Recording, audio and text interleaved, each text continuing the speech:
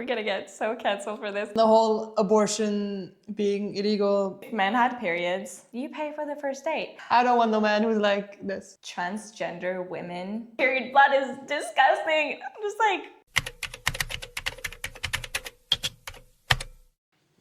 We're rolling! Hi guys, welcome back to another video and podcast episode if you're listening on Spotify or Apple Music. Today, I'm here with somebody very special. Another video with our favorite guest speaker, Michelle Yos. Hi guys. So Michelle was with us on a previous podcast episode that is only available on Spotify. So if y'all want to listen to microfeminism acts, we talked about them. It was pretty interesting. But today we are going to talk about some other interesting topics related to women and just our life and our struggles and everything around that. Basically, we're gonna watch a few different TikTok videos and give our opinion on whatever is discussed in the TikTok. And whether we agree or not. And you're gonna have to listen to us because there's some hot takes. Don't come for us in the comments. Or do. Okay, so without further ado, let's get into this, shall we? So this first video is from a TikTok creator called Davey. He really grasped the concept of being a woman, partially, obviously, because this is not what a woman is all about. However, this video has 7 million views, and let's just say that a lot of women agreed with what he was saying. So let's watch it. Periods, pregnancy, menopause, while men just live their lives. Yeah, let's talk about that. Women are out here battling biology every month, creating humans, and then dealing with their body going full furnace mode later in life. And men, we get a sniffle and we start planning our farewell speech. You know, women survive cramps that feel like internal demolition, nausea that could end civilizations, mood swings powered by nature itself, and then menopause shows up like, surprise, we're doing this again, but differently. Meanwhile, men wake up, breathe, drink water, and call it a productive day.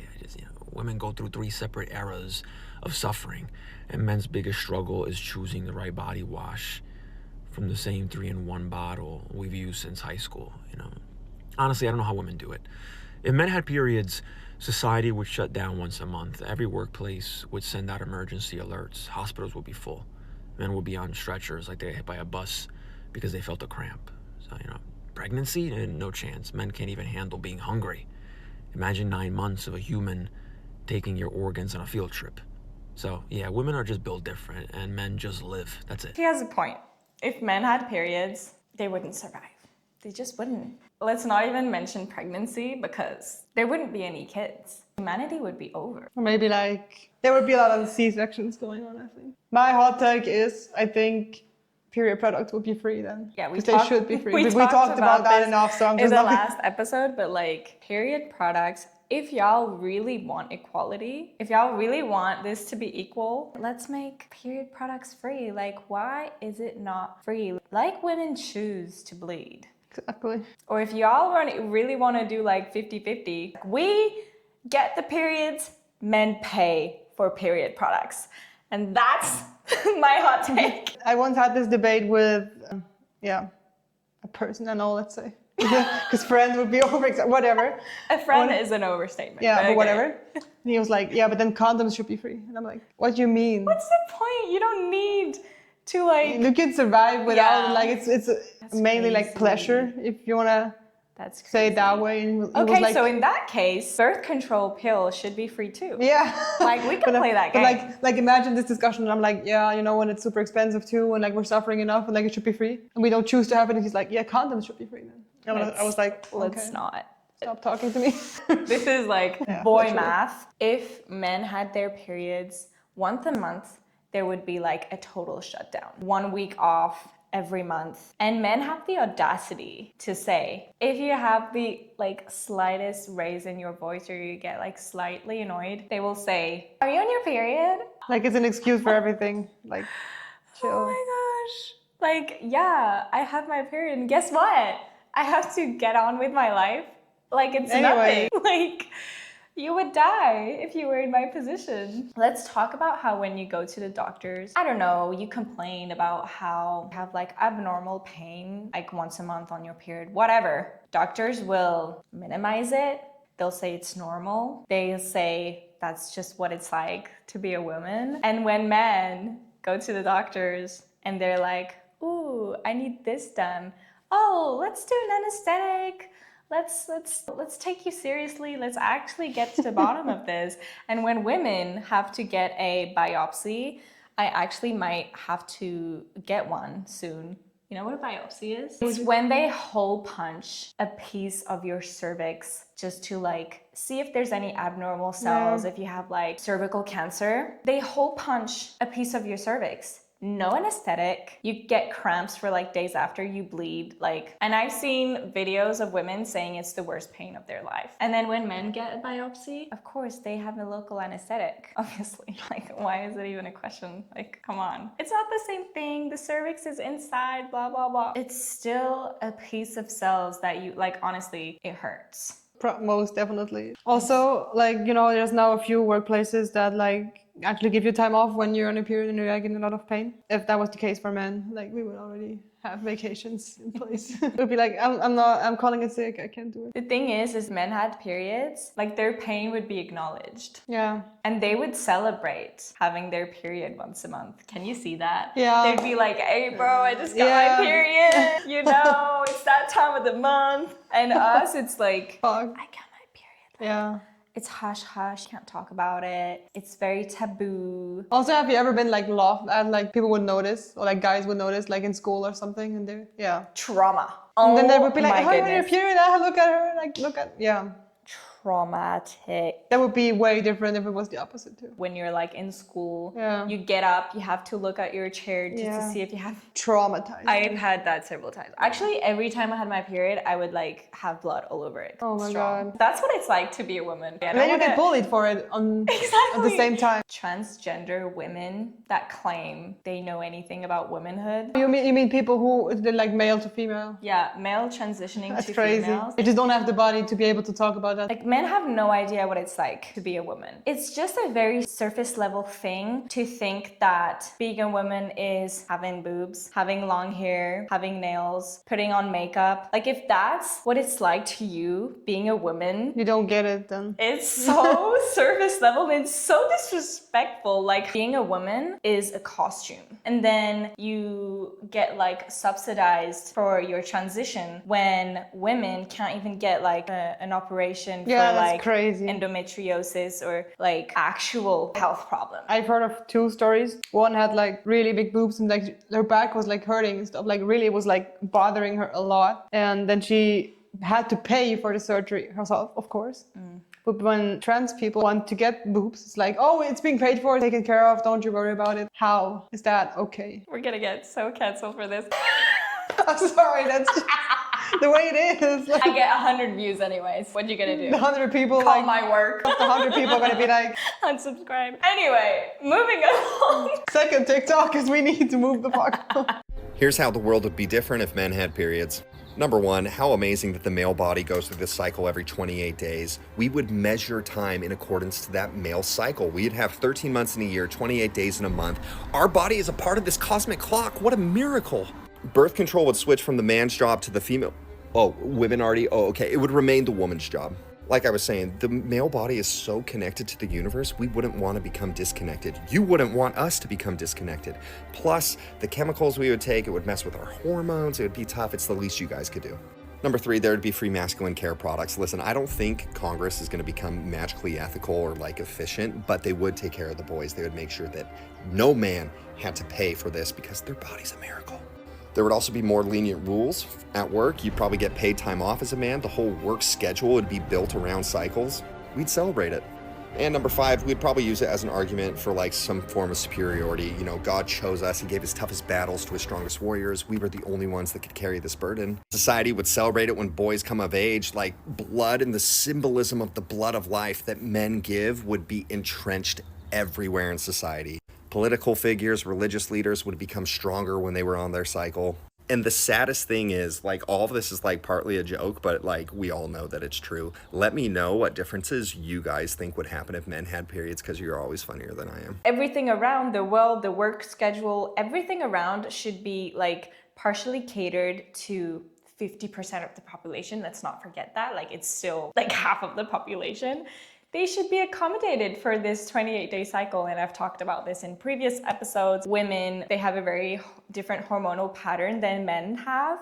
And currently the world is just catered around the 24-hour cycle, which is the male's hormonal cycle. And that just simply enrages me. Like, can we just please acknowledge that women work differently, like hormonally? What I think is funny is that basically everything we mentioned before, or even just slightly, is part of this video too, so it just proves that it's most likely the case. And you know, when you first get your period, it's something that should be celebrated. When I got my period, I don't know about you, but it was like you're happy, but also it's very like hush hush. I was scared to tell my mom. I think I waited like weeks before really? telling my mom. And you don't really tell your male like family members, like my dad, like we didn't celebrate that. I mean, I don't know, it's just awkward, but like, how is it still awkward nowadays? Like, it should be celebrated. And I am like a pretty spiritual person, and I really believe that the blood that we lose during our period, like, we should give back to the earth. Anyone that's gonna be listening to this is gonna be like, what the heck is she talking about? But the power of our blood, like, look into it. Like, why are we just putting it in the toilet like it's waste? Like, just that thought is very like degrading. Like, oh, it's waste. It's like trash. Get it out of here. It's disgusting. Period blood is disgusting. I'm just like... We should talk more about the birth control thing. As we said, it would be free, but or like we would still be responsible for it. That's one thing. But there is male birth control.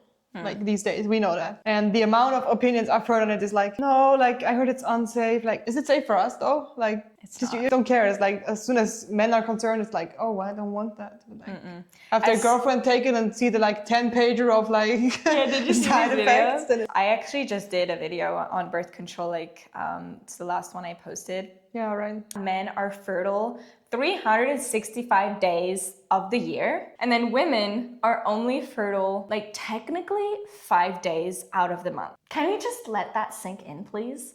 How is it that the burden of birth control is on women?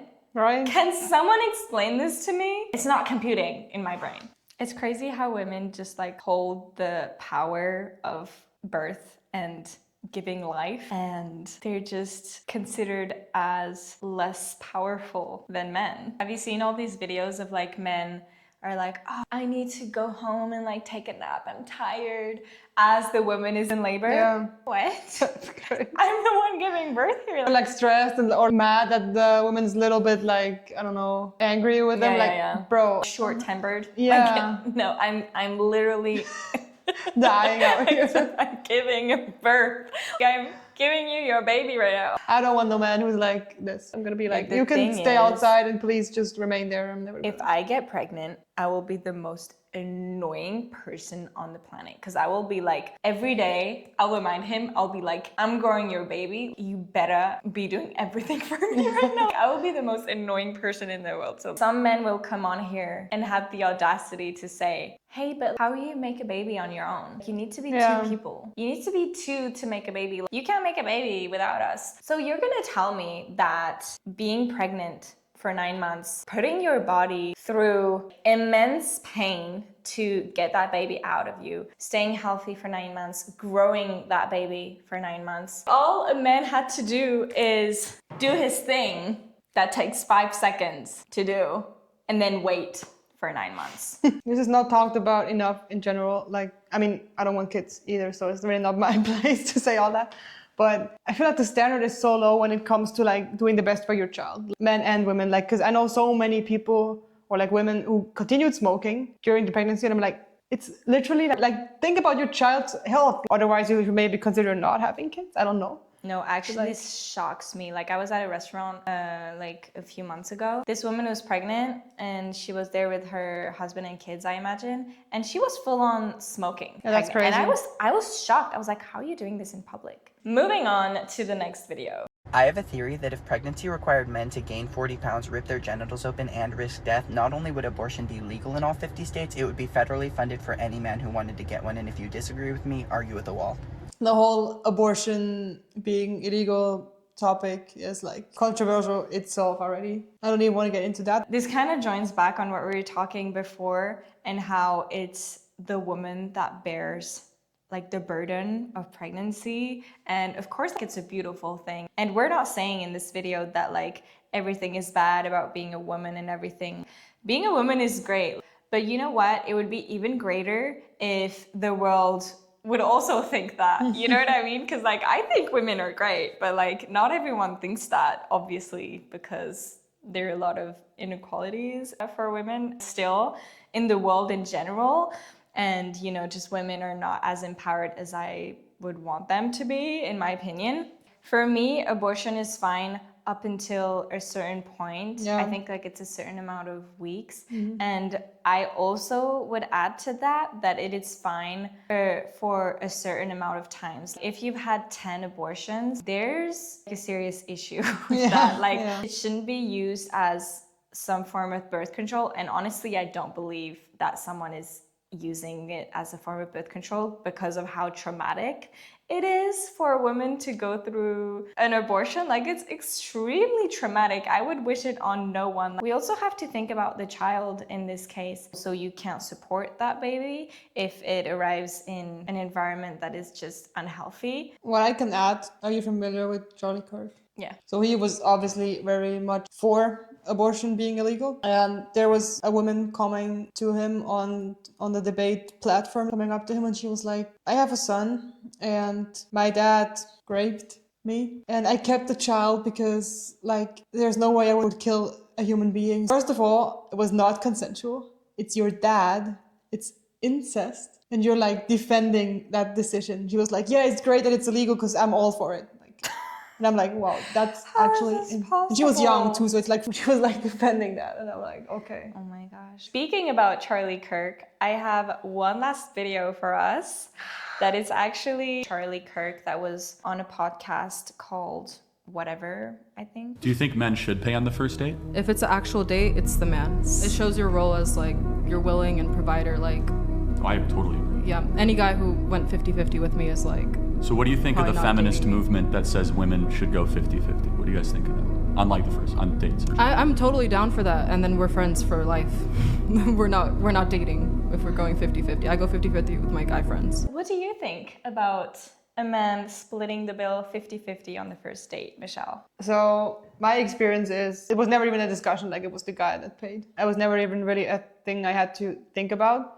My only reason for the girl to pay would be like, you're asking out a guy. It's your, let's say, initiative to do it, but that has never happened for me. I don't think it ever really happens. Like I would want to be asked by a guy. It would be the only case for me where 50-50 would be acceptable. Yeah, I'm all for the guy paying on the first date. Then if you go on multiple dates though, and like you meet regularly and whatever, you can discuss it. The first date is the guy is paying for me. Do you agree? Yes, I do agree. If you're a man that is courting a woman, you know, trying to get to know her, potentially go on a second, third, fourth date, and eventually like build a life, a relationship, marry her eventually, etc. If you're trying to do all that, you're gonna want to put all your chances in your favor, right? In my opinion, the right thing to do, the most gentleman thing you can do. And we are kind of losing the gentlemanly way to do things nowadays, I have to say. Like, That's such a shame. chivalry is pretty much dead. Opening the car doors for you is like too much princess treatment, blah, blah, blah. It's called the princess treatment these days. Yeah, exactly. These days we're at the bare minimum, really. It's like the things we say are princess treatment nowadays, we would call bare minimum. And bare minimum for me is paying for the first date. Like, if you want to see me again, you pay for the first date. Or like, we can be friends. Like she was saying. Yeah, exactly. We can be friends and pay 50-50. Like, I would never ask my guy friend to pay for. Yeah. Actually, I don't have any guy friends. However, but you know what? Even if I had guy friends, you know how nice it would be if he pays for the dinner? I wouldn't even take it as like, ooh, he's trying to court me. He's trying to like get Just me. nice. You know, it's just like nice. It's a gentleman. Yeah, I was about to say I have a lot of male friends, and that has happened to me, and it's a great feeling. Like not even in a romantic way, it's just nice. Men's egos are so big up until you need to pay for the first date. Like, Exactly. where did your ego go? You don't need to take me out on a 50 franc like date. Exactly. You can ask me out and go for a walk in the park. That's free. You can like, It can be a coffee shop. it could be a coffee. It could be like, I'll make you tea or whatever. Like, honestly, just be creative. And if you can't afford to pay for the first date, don't take her to something that you need to pay. You know what I Exactly, mean? it's that simple. It should just be common sense. I can understand the male's perspective where you imagine you go on a date every week. Like you're trying to find your person and you're going on a new date every week and you're paying every single week for like a woman's dinner plus yours. Like financially, I can see how this is a burden like on you. Like honestly, I can really see the male's side. But in that case, like I said, just go on a picnic. Exactly. Go like take her out in a free museum, like take her out on a walk in the forest. Like there are creative ways to go on dates without having to pay a lot of money. If she's really after you and interested in you, she won't care about where you go, but more about the gesture. So it's not gonna matter if it's a picnic or a coffee date or a walk or whatever. There's no need for a fancy restaurant. Like if she's actually interested in you, she's gonna be interested in you and not the menu and like a free meal. So I hope you guys enjoyed this video. Thank you again to Michelle for joining us. thank you for having me. She'll be back. Tell us in the comments what your opinion is on those topics. And we'll see you in the next one. Thank you for watching. Bye. Bye.